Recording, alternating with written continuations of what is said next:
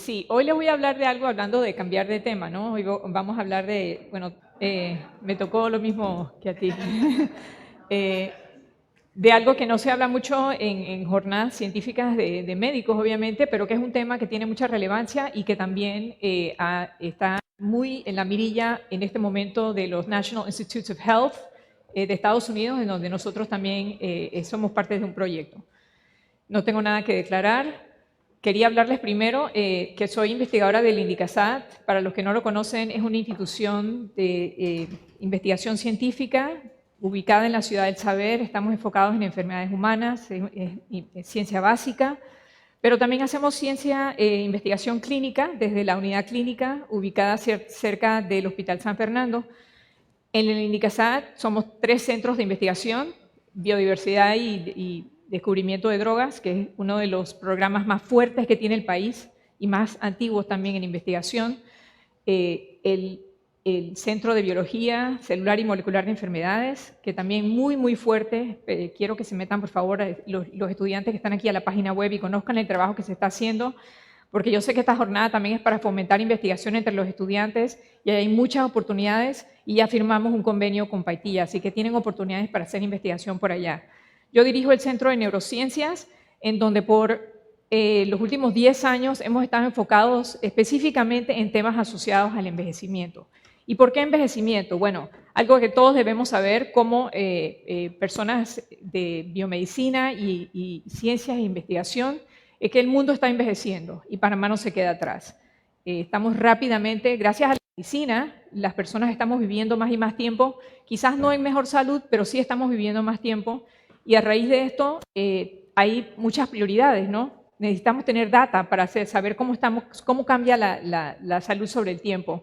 Y teniendo esta data, entonces podemos tomar decisiones de dónde poner los fondos, por ejemplo, dónde son las necesidades y por país, porque podemos tener idiosincrasias, cosas en común en diferentes países, pero también cosas muy particulares de la región.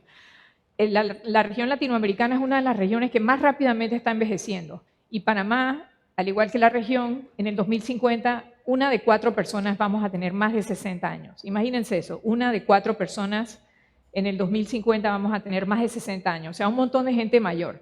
Y eso implica un montón de retos, ¿no? Retos en salud, que son los que nos competen a las personas que estamos aquí, pero también un montón de otros retos que no están siendo investigados en Panamá, por ejemplo, y en Latinoamérica, que necesitamos saber cuáles son las implicaciones económicas y sociales y de lo que les voy a hablar hoy un poquito de disparidades en salud.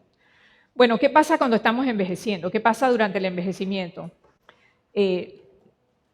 Bueno, todas las células del cuerpo envejecen, ¿verdad? Y los tejidos, y como dice un geriatra que me gusta mucho leer, Atul Gawande, dice que todos los tejidos del cuerpo se endurecen, excepto los dientes y los huesos, que eso sí se pone más suave, ¿no? Pero aquí pueden ver, por ejemplo, aquí este es un artículo que salió en una revista en donde dice que el corazón empieza, heart disease typically starts around age 65, como a la edad de 65. Sin embargo, empezamos a perder un poco la vista a los 40, o sea que los tejidos envejecen en diferentes momentos, ¿no? Los huesos empiezan a ponerse más suaves a los 35, empiezan a haber cambios en la piel a los 18, así que hay diferentes cambios a diferentes tasas. Pero uno de los órganos que más sensibles es al envejecimiento es el cerebro. El cerebro es un órgano que solamente consiste de 2% del cuerpo total, pero sin embargo consume un montón de energía. Es como un carrito chiquito que consume como un prado, como un prado, ¿no? Entonces necesita muchísima energía y por tanto es muy susceptible al envejecimiento. La gran mayoría de la energía se consume por las cargas que pasan pasivamente, los iones que pasan pasivamente entre la membrana de las neuronas, que es algo que ocurre constantemente, y no en la señalización activa, sino en la pasiva. Eso requiere muchísima energía y también el transporte de diferentes procesos celulares a lo largo de las neuronas, que nos permiten, obviamente, tener personalidad, que nos permite proyectarnos hacia el futuro, nos permite querer, amar, leer, crear, ¿verdad? El cerebro es el órgano más complejo del universo y consume muchísima energía y es muy susceptible al envejecimiento. Y por tanto, es una de las enfermedades crónicas más estrechamente asociadas a la edad son las demencias, ¿verdad? Y la más común es la enfermedad de Alzheimer. Y la enfermedad de Alzheimer es la más común y me refiero a la esporádica, no a la que es genética. La esporádica, la que es consecuencia de factores de riesgo genético combinados con ambiental. Más del 96% de los Alzheimer son esporádicos y no son meramente genéticos y por tanto tenemos que estudiar muchísimas cosas para poder entender, como dijo el doctor Ganden antes, tenemos que estudiar mucho los biomarcadores, pero también otro tipo de marcadores, marcadores sociales. Hablaremos un poco más de eso. A nivel microscópico, ¿verdad? Podemos ver que en un cerebro normal, esta es la corteza cerebral, ¿verdad? Y los ventrículos, y vemos que ya en el cerebro de Alzheimer, la corteza se va reduciendo en volumen mientras se van perdiendo neuronas, mientras que los espacios de los ventrículos se van aumentando, ¿no? Este es lo que ocurre a nivel del cerebro y a nivel molecular, pues hay una serie de cambios que ocurren en donde se agrega la proteína beta-amiloide a nivel extracelular que afecta principalmente la comunicación entre las neuronas, ¿verdad? Esto son lo que llaman las placas beta-amiloide. Y a nivel intracelular también se agregan, ocurre una serie de cambios asociados a una proteína llamada tau. Entonces estos son marcadores que se identifican en las neuropatologías de los cerebros de las personas que ya han fallecido por Alzheimer, y así es como se confirma el Alzheimer. Esta es la definición del Alzheimer. Pero claro, el Alzheimer también tiene un componente clínico y es un componente bastante complejo. Tenemos la mala práctica de pensar que Alzheimer es simplemente perder la memoria, pero Alzheimer es mucho más complejo que eso. Se diagnostica porque hay una pérdida de memoria y de otras funciones cognitivas suficientes para interferir con la vida diaria de la persona. Pero, sin embargo, tiene muchos diferentes componentes. Tiene componentes cognitivos, que son varios, neuropsiquiátricos también, y de función. Y los neuropsiquiátricos, de hecho, empiezan muchos años antes del diagnóstico del Alzheimer. O sea, que la persona empieza a tener problemas, por ejemplo, de sueño, a veces tiene alucinaciones, problemas de trastornos del ánimo. Es un trastorno multisistémico, entonces, por tanto, muy complejo. Y no debe sorprender entonces que ha sido complejo encontrar medicamentos para curarlo, porque no hay ningún medicamento que cure el Alzheimer, no hay manera de detenerlo, y es una de las enfermedades que se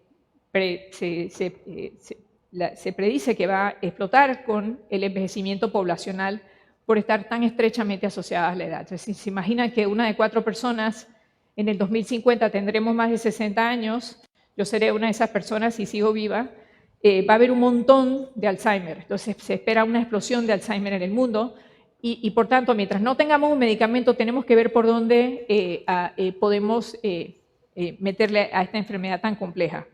La otra complejidad del Alzheimer es que no es un momento en el tiempo, no es de que un día no tengo Alzheimer y el día siguiente sí tengo Alzheimer, es que va progresando sobre el tiempo. Y típicamente las personas que van notando estos cambios son las personas que viven con la persona que va a estar afectada. O sea, la persona que vive con la persona y se va dando cuenta, mira, estoy viendo estos cambios, estoy viendo algunos cambios, de repente no hay nada, pero de repente hay un deterioro muy leve y lo voy detectando. Y por eso es tan importante también poder tener información de los parientes, de los familiares, de los cuidadores, porque esto es parte de esta complejidad de esta enfermedad y también aquí es donde vemos que hay una progresión de estas personas que tienen deterioro. Algunos progresan Alzheimer, pero otros no, otros se quedan en deterioro cognitivo leve. O sea que, y a lo largo de la enfermedad del Alzheimer también se transita sobre estadios moderados y luego más graves, ¿no? Entonces, en fin, los factores de riesgo, como ya pueden ver aquí los estudiantes de medicina, estos factores de riesgo para muchas enfermedades crónicas son todas las mismas, ¿verdad? O sea, lo que nos están diciendo es que tenemos que cuidarnos, tenemos que hacer ejercicio, tenemos que prevenir que nos demos golpes en la cabeza. Fumar siempre es terrible para cualquier enfermedad, pero tenemos que hacer ejercicio, tenemos que no tomar mucho, evitar la depresión. Estos son algunos factores de riesgo que afectan esta neuropatología que les describí anteriormente. Y otros tipos de factores de riesgo que se han identificado a través de metaanálisis que conjuntamente han demostrado, por ejemplo, que si pudiéramos mitigar estos factores de riesgo que son potencialmente modificables, podríamos eliminar 56% de los casos de Alzheimer. Imagínense eso. O sea, mientras no tengamos un medicamento, la única solución a corto plazo es ir viendo cómo podemos ser más sanos durante esa edad mediana, ¿no? Esa edad como entre 45 y 55 años, y tratar de mantenernos bajo peso, controlar la hipertensión, controlar la diabetes, ser activos, ¿verdad? Pero esto es mucho más complejo que solamente decirlo. A raíz de toda esta necesidad, nosotros hace 10 años en Indicasat empezamos a estudiar el envejecimiento, enfocado en este tema de que primero no se estaba estudiando en Panamá y se estudia muy poco en la región centroamericana, y porque queríamos bajo un solo paraguas poder abarcar muchos diferentes científicos, nos juntamos y somos biotecnólogos, somos psicólogos, neuropsicólogos, tenemos médicos en el grupo, somos un grupo multidisciplinario bajo un paraguas y vamos a estudiar el envejecimiento. Las personas que primero fundaron este grupo somos el doctor Alcibiades Villarreal y yo, y la geriatra Lian Gómez. Hace muchos años empezamos en la Caja de Seguro Social, en el servicio de geriatría, y en ese tiempo, en el 2011, en el 2012, que llevamos para 10 años este año, empezamos un estudio longitudinal. Empezamos a reclutar participantes de la consulta externa y ahí reclutamos participantes de 65 años en adelante. Ahí estábamos enfocados en empezar un estudio que, en fin, nosotros aprendimos sobre la marcha y cometimos muchos errores y fuimos como aprendiendo sobre nuestros errores y mejorando los protocolos, reescribiendo enmiendas de los protocolos, y hemos ido cambiando sobre el tiempo. En el 2014 más o menos nos juntamos con un grupo en Estados Unidos que estudia hispanos en Estados Unidos, y como bien saben, el grupo de la población hispana en Estados Unidos también va a tener un boom. Entonces ellos se vieron muy interesados en nuestro trabajo porque Panamá es una corte hispana fuera de Estados Unidos, eso por un lado. Y por otro lado, también los panameños somos bastante heterogéneos, somos muy diferentes. Tenemos mezclas de muchos diferentes tipos de personas, hay chinos panameños, panameños negros, panameños indígenas, y mezclas de todas esas cosas. Entonces es muy interesante para los estadounidenses que estudian grupos de hispanos, y sabes que allá cuando dicen hispanos lo dicen todo como si fuéramos la misma persona, pero somos muy diferentes. Una de las grandes líneas de investigación que lleva adelante el doctor Villarreal es en estudiar marcadores basados en sangre, porque como no hay manera de diagnosticar el Alzheimer en vida, y sabemos que estos cambios neuropatológicos que les mencioné anteriormente empiezan 20 años antes de los síntomas clínicos, imaginen, 20 años antes. Que si yo tengo 50 años en este momento y voy a tener Alzheimer, digamos, en un futuro a los 70 años, ya en este momento mi cerebro está cambiando. Pero estoy dando una charla enfrente de un grupo en un congreso científico, pero podría ya estar cambiando mi cerebro y tener Alzheimer en 20 años. Y por tanto, si va a haber un medicamento, tenemos que aplicarlo ahora, en este momento, para que tenga un impacto en mitigar esa enfermedad. Entonces es un gran trabajo que lleva adelante el doctor Villarreal, en donde tenemos una base de datos enorme de diferentes marcadores en sangre. Y ahora estamos por empezar un estudio que también vamos a incorporar imagenología con MRI, y estamos buscando alianzas con diferentes hospitales privados. Ese es ahí metí mi gancho. Ok. Entonces, los biomarcadores son esenciales porque tenemos que poder, como dijo el doctor Grande, identificar el diagnóstico, poder hacerlo tempranamente. Y se estima que en nuestra región, cuando ven a las personas con Alzheimer, ya cuando es muy tarde, cuando ya la persona tiene problemas cognitivos, ya se está empezando a destrampar el cerebro, ya las neuronas se están desintegrando, ya es muy tarde. Esa tecnología no la tenemos todavía, de que vamos a reparar las neuronas. Eso es muy complicado. Por eso los marcadores son importantes. Entonces, varios de nuestros objetivos que nos planteamos como grupo de trabajo, el PARI, por cierto, es el PAMA Aging Research Initiative. Somos una iniciativa de investigación enfocada en el adulto mayor, y las siglas HD ahora son disparidades en salud. ¿Por qué hemos tomado ese enfoque? Les voy a decir por qué. Nosotros nos planteamos consolidar la infraestructura para poder realizar investigación, y esta infraestructura ya la consolidamos. O sea que le puse un check porque eso es una de las cosas que ya hicimos en estos 10 años. También queremos identificar factores de riesgo y posibles intervenciones, porque esto es una de las metas que tenemos. Y este año arrancamos el primer estudio de intervención no farmacológico, que es un estudio piloto para ver si podemos a través de unas intervenciones cognitivas y funcionales, modificar la cognición de personas mayores. Esto lo lleva adelante nuestra colega, la doctora Oviedo de la USMA. Obviamente tenemos el lujo de, en este estudio longitudinal, evaluar a participantes, por ejemplo, por más de 2 horas, cada 2 años. Entonces eso es un lujo que no tienen ustedes los médicos. 2 horas con un paciente, por ejemplo, en el servicio de geriatría de la Caja de Seguro Social, it's never going to happen. Entonces, con toda esta data, podemos extraer información sobre instrumentos que son muy fáciles de aplicar y que quizás puedan ser útiles y que de hecho han sido adoptados por el MINSA en la atención primaria. Entonces, la identificación de los marcadores biológicos ya los mencioné y hablar un poquito de disparidades. Entonces, para explicarles así de modo bien general, todas las variables que recogemos, lo que empieza como un estudio enfocado en el Alzheimer y el envejecimiento se convierte en muchas cosas más.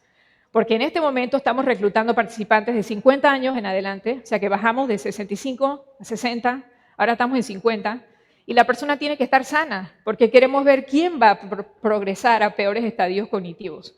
Entonces, mientras esperamos que las personas progresen a deterioro cognitivo, y algunos progresarán a Alzheimer, estamos recogiendo información, obviamente demográfica, sobre su vida en la infancia, tenemos un montón de información clínica sobre sus estados de ánimo, la calidad de vida, tenemos medidas subjetivas de salud, porque resulta que son muy importantes. Cuando la persona piensa que tiene un problema de salud cognitivo, eso es un factor de riesgo para la demencia. Imaginen pensar que tú, porque el primero que se da cuenta eres tú, la persona, ¿no? Creo que tengo un problema, después se dan cuenta los cuidadores. La función cognitiva es el grueso de la evaluación, más de 1 hora y media, con muy alta resolución para poder distinguir entre diferentes tipos de demencia.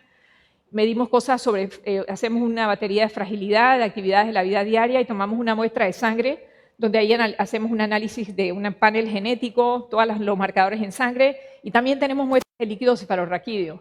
Para cada participante tenemos más de 600 variables. Entonces, hemos creado una base de datos que nos permite, por ejemplo, decir, bueno, mientras los participantes avanzan a diferentes estadios cognitivos, tenemos, por ejemplo, el trabajo que ha realizado la doctora Oviedo, que antes estaba describiéndoselo a algunos colegas, en donde, por ejemplo, sabemos que diferentes aspectos, dominios cognitivos cambian sobre el tiempo.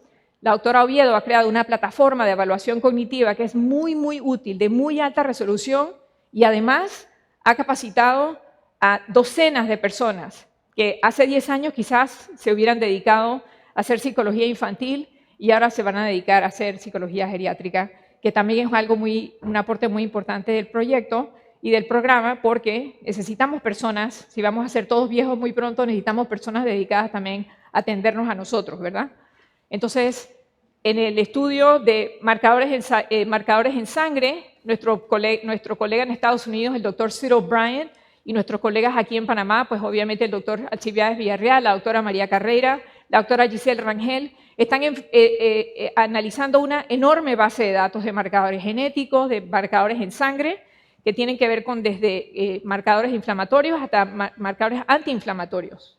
¿Y por qué estos marcadores no están asociados a los tradicionales marcadores de Alzheimer?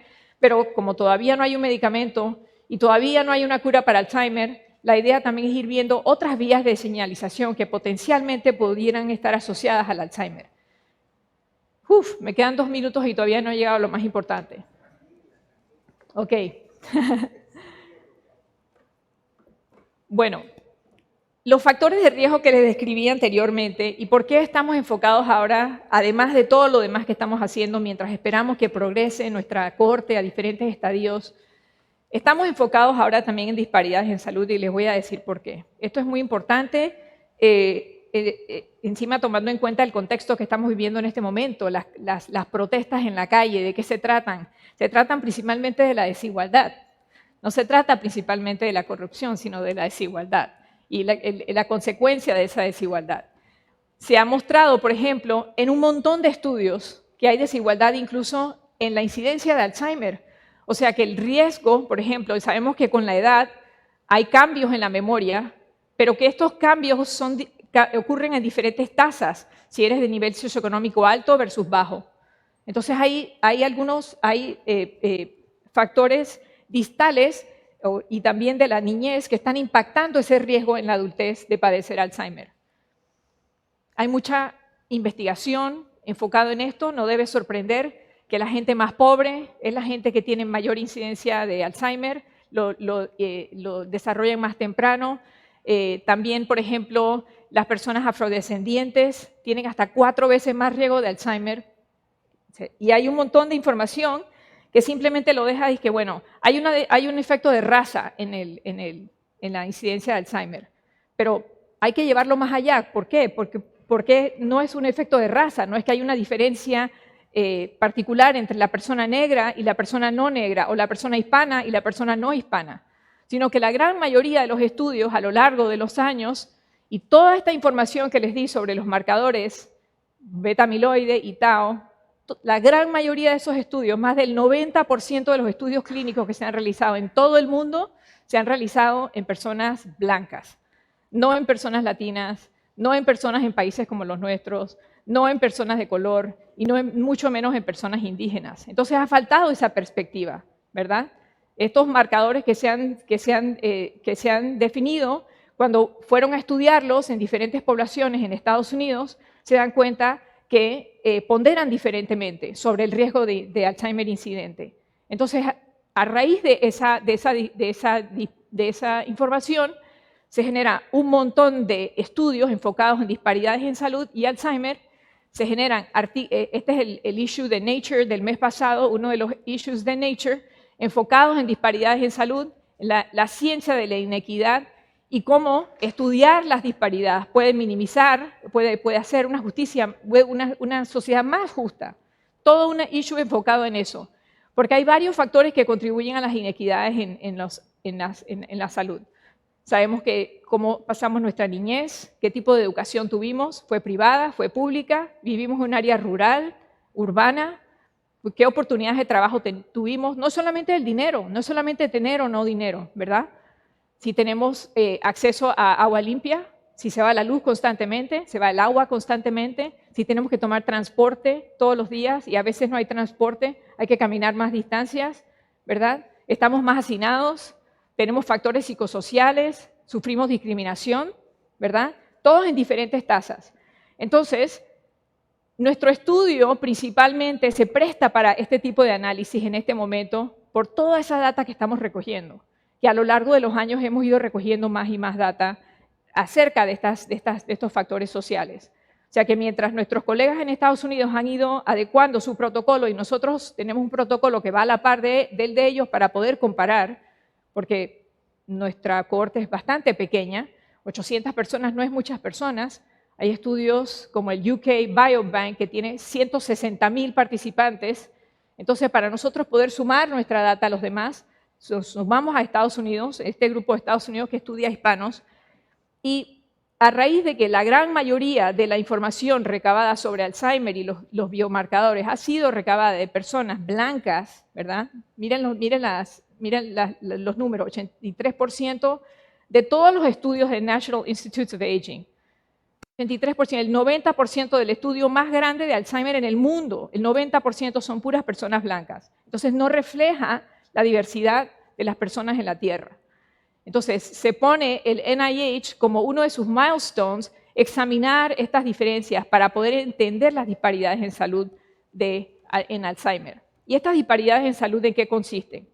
Todos los institutos de National Institutes of Health se comprometieron a incorporar el tema de Health Disparities en sus investigaciones y abren convocatorias todo el tiempo. Entonces nos ofrece la oportunidad como grupo de participar en esta convocatoria del NIH y poder insertar nuestra data de Panamá a esta gran base de datos mundial, por ejemplo. Para darles un ejemplo, esto es un enfoque de multidominio y sobre diferentes niveles de influencia. Puede tener nivel de influencia desde el individuo hasta la sociedad. Y sociedad aquí se puede referir a un territorio, por ejemplo, de una nación, o se puede referir a una provincia, ¿verdad? Pero más allá de solo una comunidad, desde el individuo hasta la sociedad. Y los diferentes dominios de influencia son de lo biológico, conductual, ¿verdad? Sociocultural, los sistemas de salud. Si, por ejemplo, una persona tiene un gen de riesgo de Alzheimer, el APOE4, tiene ese gen de riesgo, pero a la vez tiene buenas redes sociales, por ejemplo, y no me refiero a las electrónicas, sino a apoyo social, ¿no? Tiene un grupo de personas que la apoyan. Y también esa persona tiene acceso a buen servicio de salud.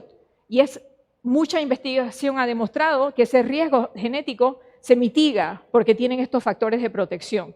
Y esos factores de protección, como bien sabemos, en una sociedad como la nuestra y en muchas sociedades, está estrechamente ligada a la posición socioeconómica que ocupamos.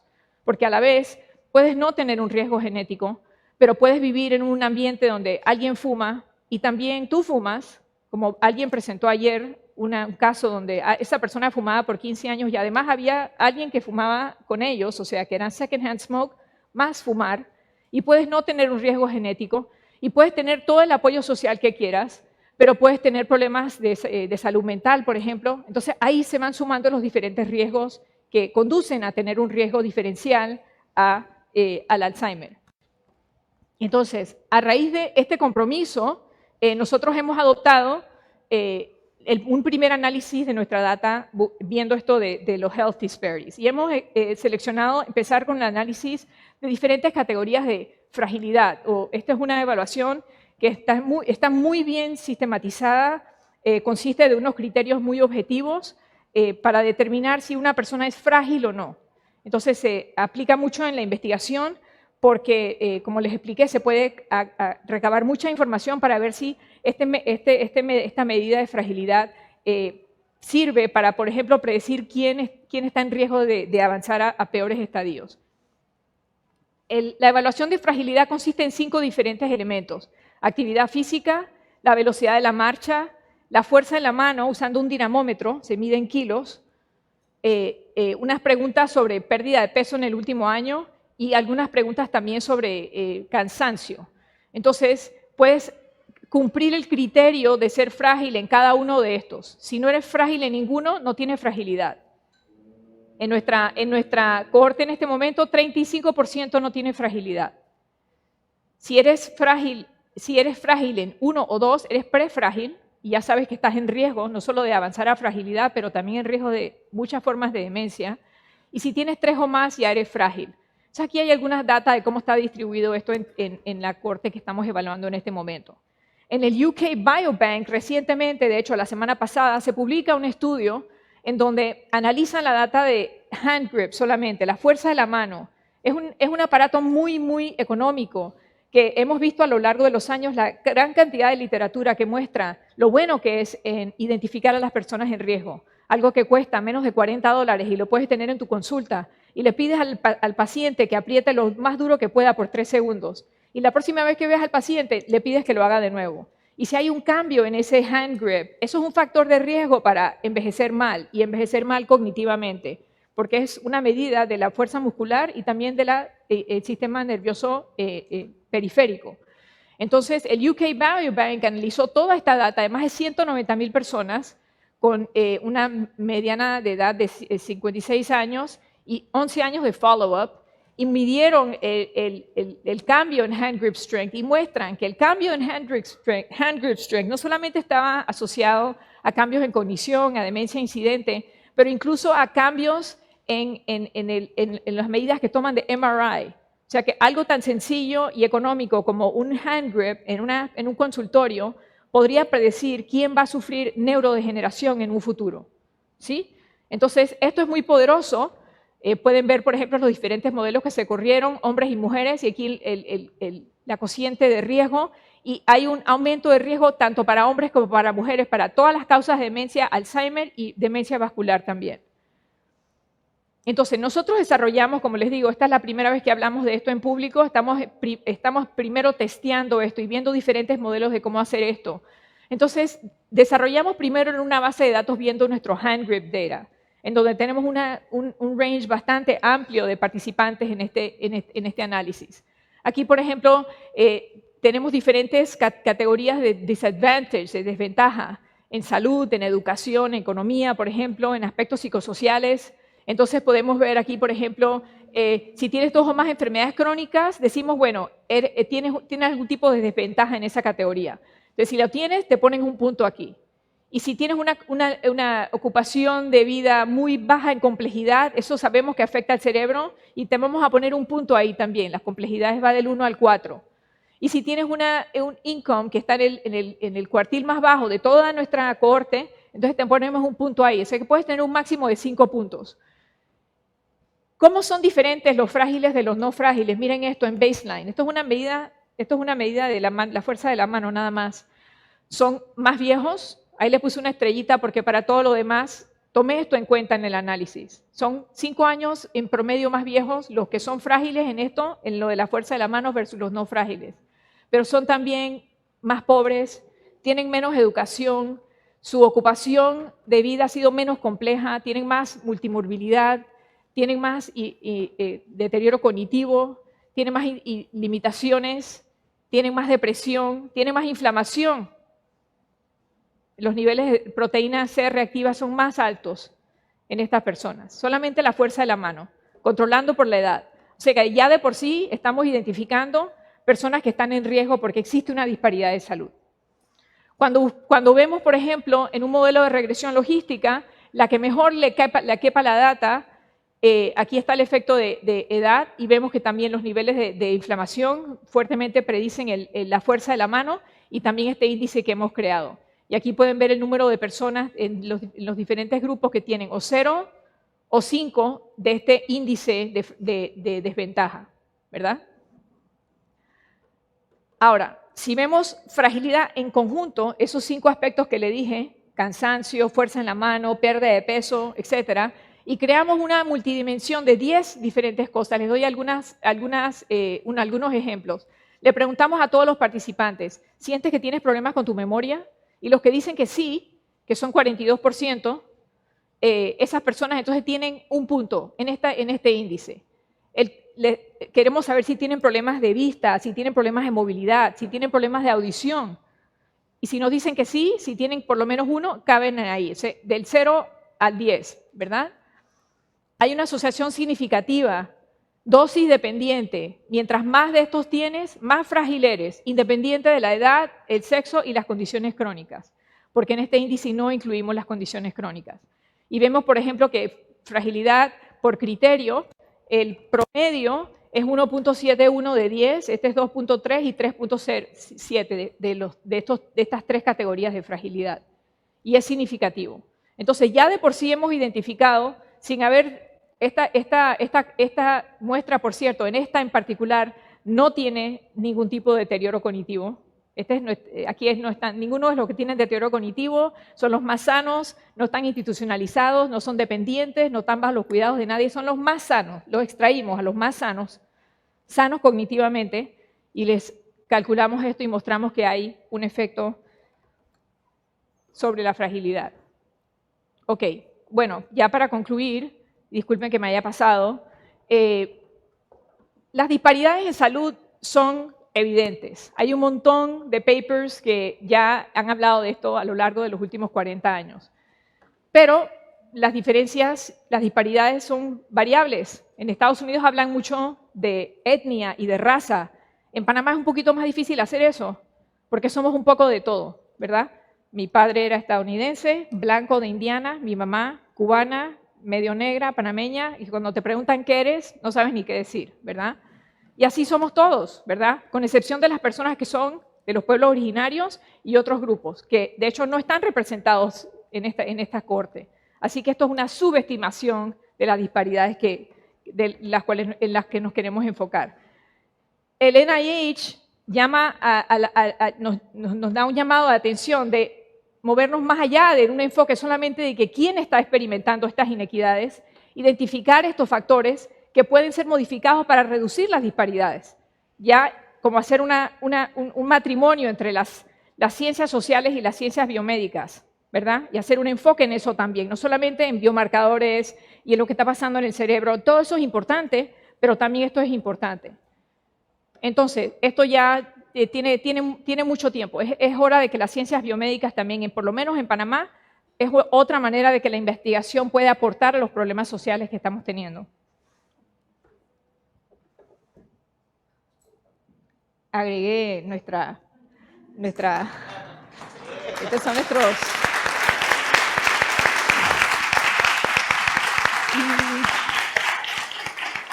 Y quiero resaltar que al principio toda la gente que nos ayudó de la Caja de Seguro Social no cobró un centavo, nunca hubiéramos podido hacer este trabajo sin ellos, y un montón de universidades estadounidenses, y definitivamente USF Health, donde está la doctora Calvo, nos ayuda un montón, y la USMA, que nos ha ayudado. Aquí está el doctor Villarreal, aquí está Sofía, que también está presente, y un montón de gente joven. Gracias.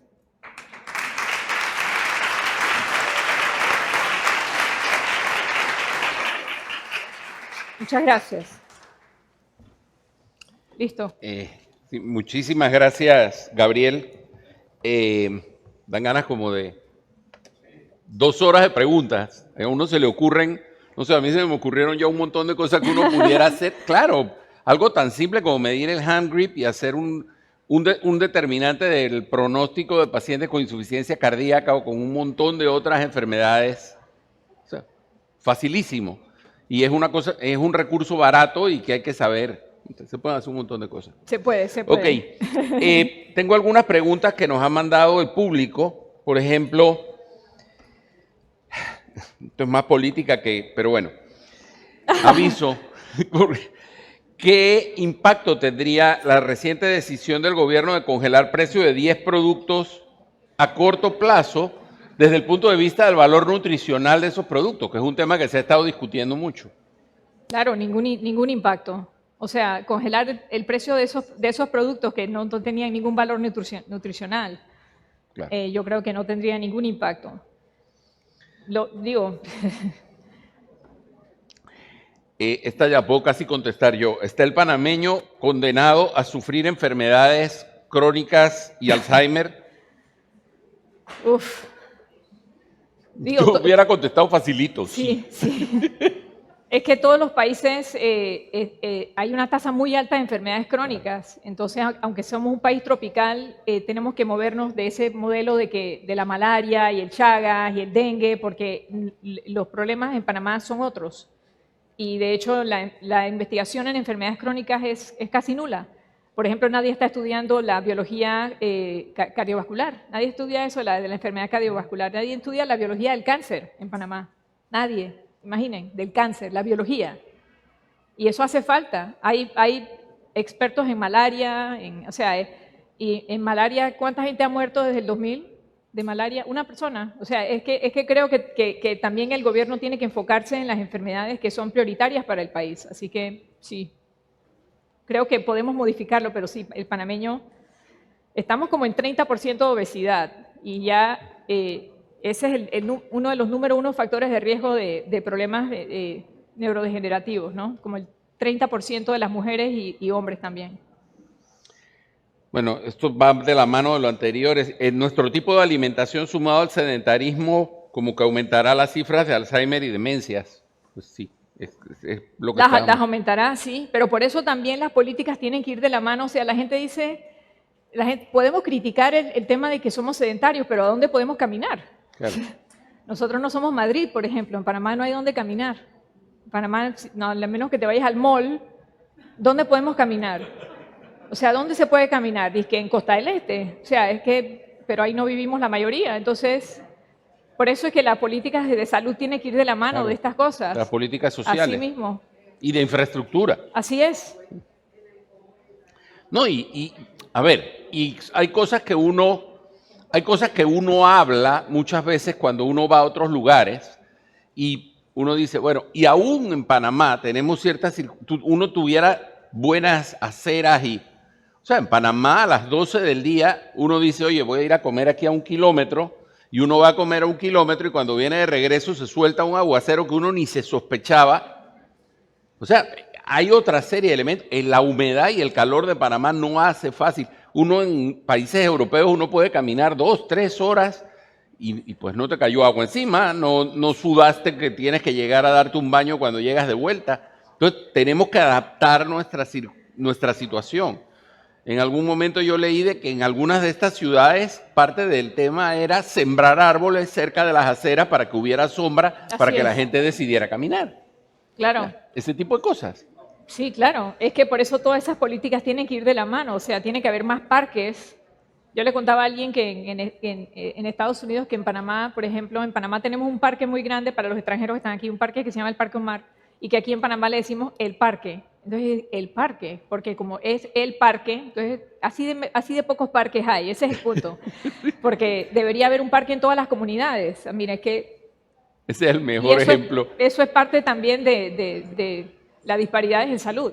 Eso es el mejor ejemplo de cómo uno integra sus limitaciones en su realidad y ya no la ve ni rara.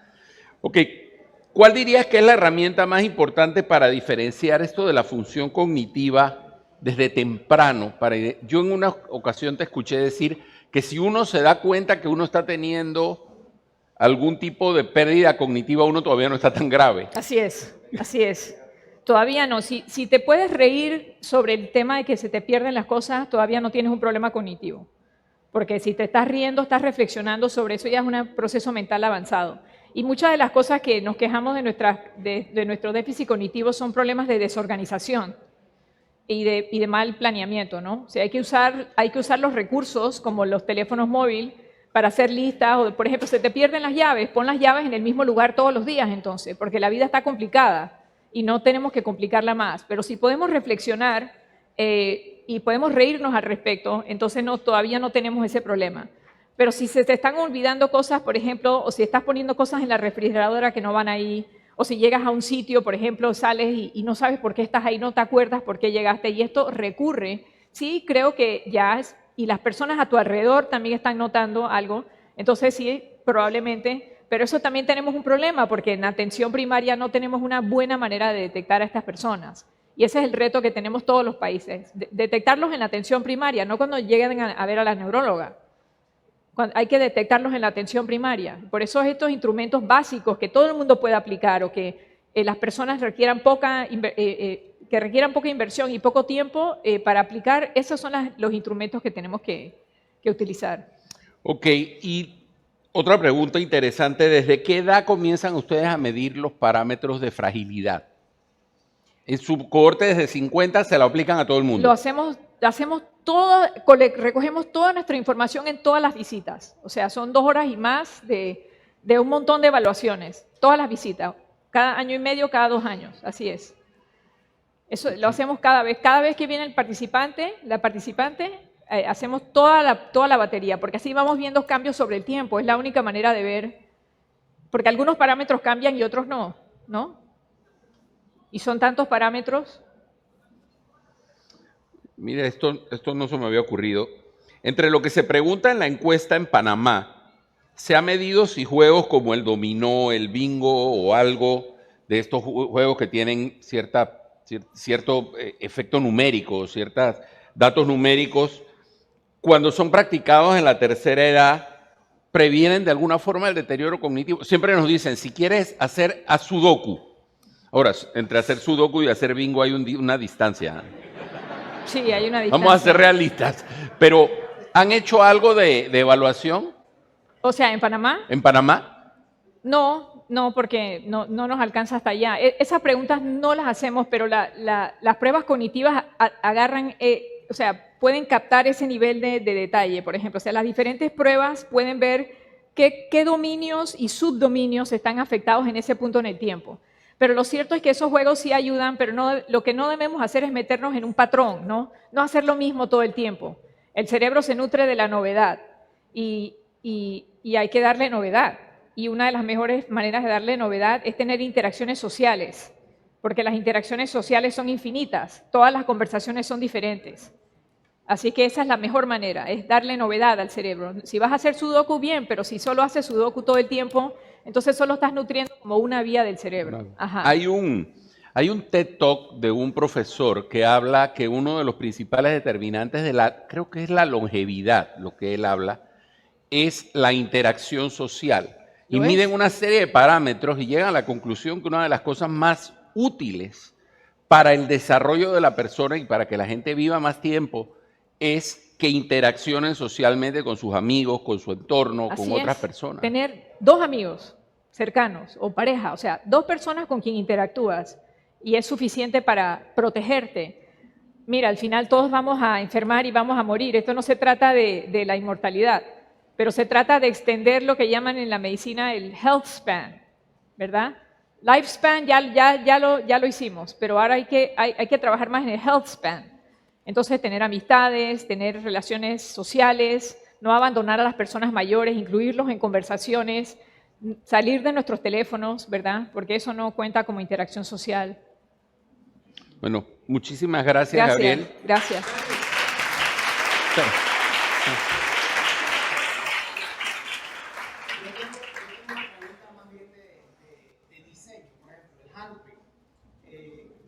¿Lo prueban en las dos manos? Sí, Sí. ya me lo dijeron. ¿Toman en cuenta si el paciente tiene un síndrome Sí. del carpo, alguna neuropatía cervical? Definitivamente. Preguntamos cuál es la mano dominante, lo hacemos en las dos manos, tomamos promedio de las dos manos y tenemos toda esa data, porque hay una persona en la base que tiene un problema con su mano dominante y su otra mano no tiene la misma fuerza, así que ese dato no está incluido, ¿me entiendes? Porque la fuerza se toma en la mano dominante, pero igual se mide la otra mano también. Claro, es que tú a veces puedes tener, yo te lo digo porque yo lo veo constantemente en los pacientes, puedes tener una variación de hand grip strength entre una visita y otra porque de repente tuvo una lesión en el hombro, Así es. tuvo una lesión en el codo, tuvo una lesión cervical. Sí. Entonces, que eso no enmascare los resultados, es lo que pensaba. Así es, porque hacemos esas preguntas si ha ocurrido tenemos llamadas telefónicas entre visitas y los estudios longitudinales son intensivos en trabajo y las llamadas telefónicas entre visitas y cuando llegan hacemos otra, si ha ocurrido algo, ahora con COVID, por ejemplo, tuvimos que introducir todas esas cosas de COVID, que Bruno nos asesoró en qué tipo de preguntas hacer, porque un montón de gente le dio COVID y eso, como ya vimos en las primeras presentaciones, afecta al cerebro también. El mental Gracias. fog. Bueno, muchísimas gracias, Gabriel.